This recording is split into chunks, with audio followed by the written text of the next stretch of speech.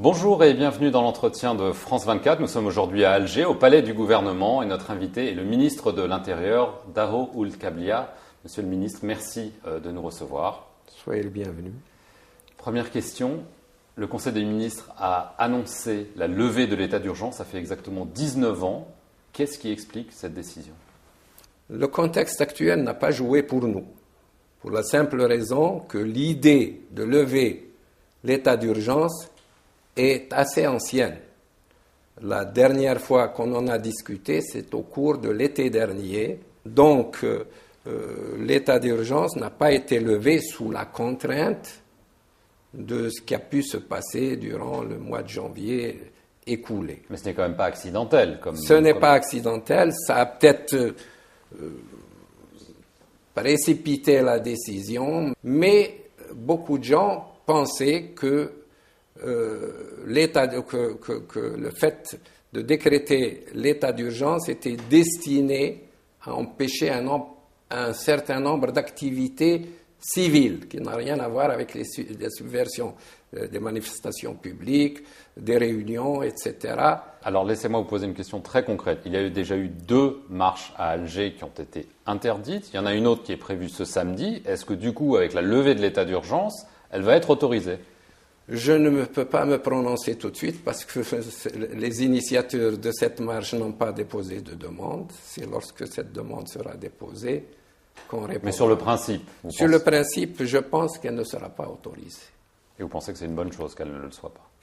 C'est une bonne chose ou une mauvaise chose. Il y a d'autres moyens de s'exprimer parce que nous savons qu'à travers cette marche, ce n'est pas l'expression d'idées ou de revendications qui sont avancées. Parce que là, on leur a proposé, déjà lors de la première tentative de marche, de mettre à leur disposition n'importe quelle salle de réunion, où ils pouvaient s'exprimer en toute liberté, dans la clarté, dans la sérénité, en présence de tous les médias nationaux ou étrangers. Ils ont refusé, ils ont préféré la marche, parce qu'ils savent qu'au niveau d'une marche, si elle n'est pas autorisée, cela veut dire qu'un service d'ordre doit être là pour l'empêcher. Alors c'est ce qu'ils cherchent. Les initiateurs de cette marche, ils l'ont dit, ils veulent une confrontation avec les forces de l'ordre pour montrer à l'opinion nationale et en particulier à l'opinion étrangère qu'ils ont en face d'eux un régime répressif, un régime policier.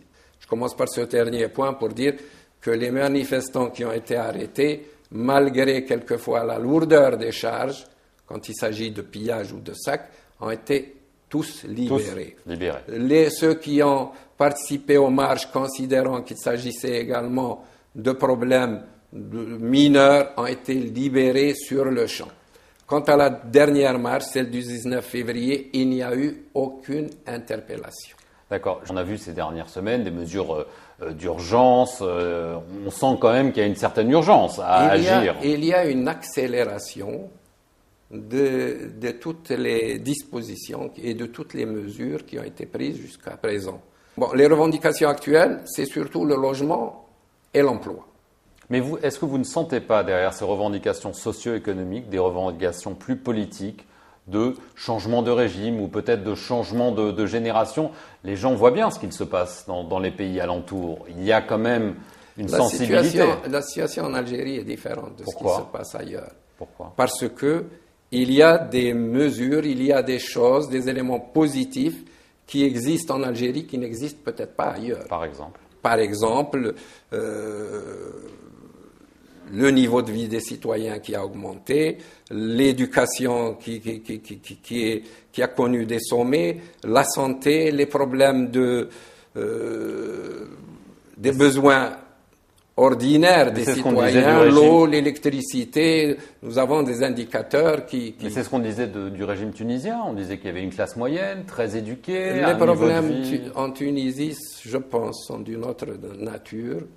Parce que la société est une société bipolaire en Tunisie. Il y a une classe moyenne qui est très à l'aise et il y a une classe populaire qui est beaucoup plus pauvre, parce qu'il y a eu, je pense, un développement déséquilibré qui a touché certaines régions et pas d'autres.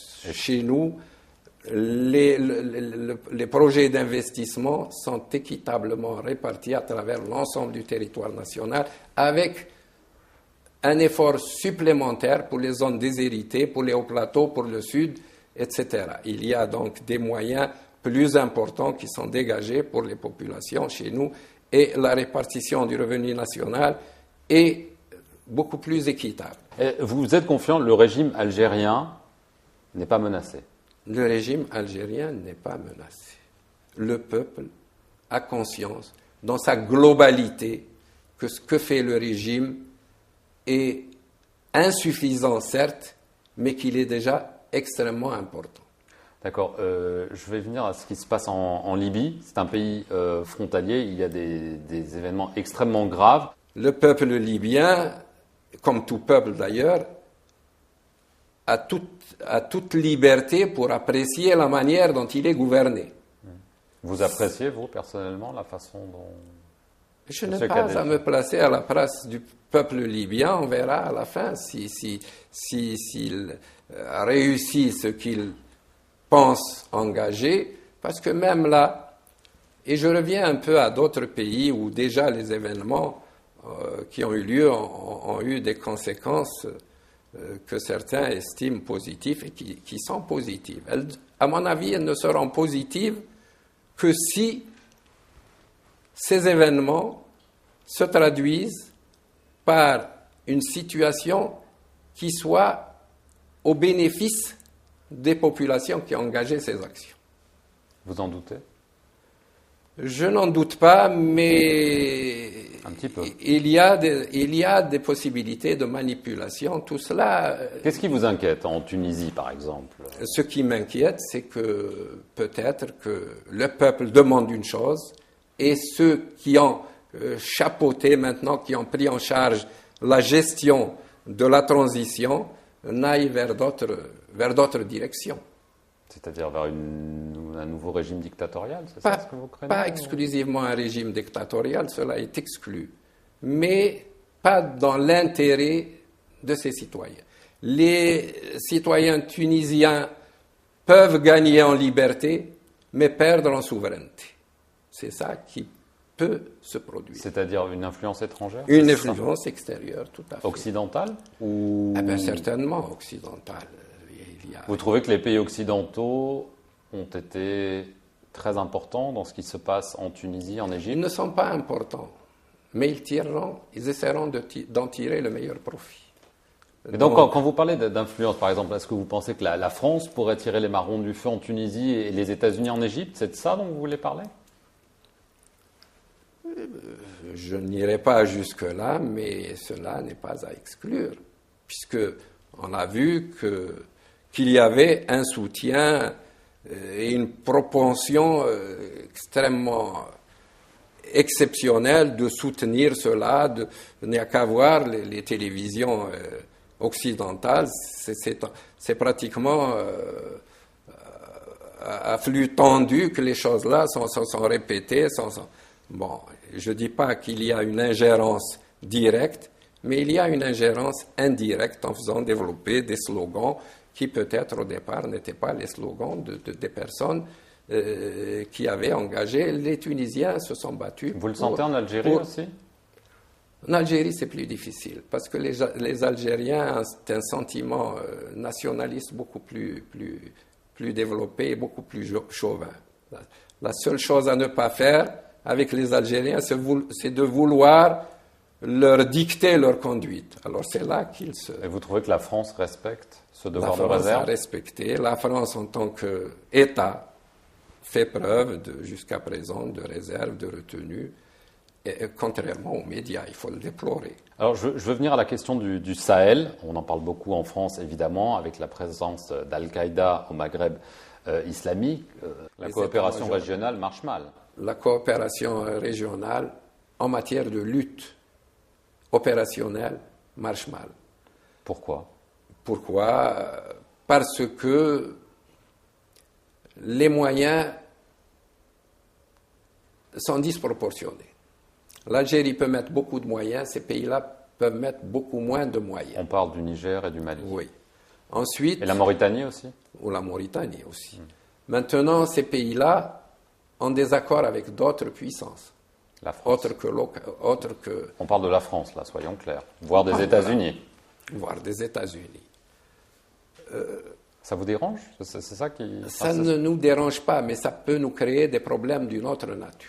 Si l'Algérie s'associe avec un pays non concerné directement et qui ne partage pas les mêmes valeurs religieuses en particulier, cela veut dire que l'Algérie musulmane s'associe avec un pays non musulman pour combattre des musulmans.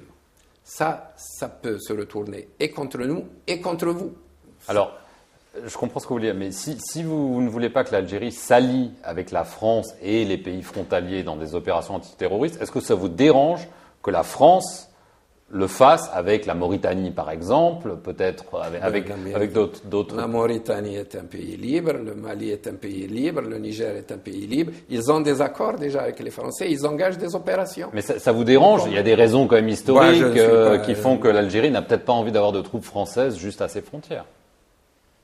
Si elle a des troupes à ses frontières, ces troupes ne menacent pas l'Algérie. Non, bien sûr, mais... Elles ne menacent pas l'Algérie. Mais ces troupes peuvent créer des problèmes au niveau de ces pays-là. Ça peut accentuer le sentiment de rancœur des populations locales contre la présence française ou la présence d'unités étrangères dans leur pays. Ça aussi, c'est un paramètre qu'il faut prendre en considération. Très bien. Écoutez, Monsieur le ministre de l'Intérieur, merci beaucoup de nous avoir reçus ici au Palais du Gouvernement à Alger et merci à vous d'avoir suivi cet entretien exclusif sur France 24.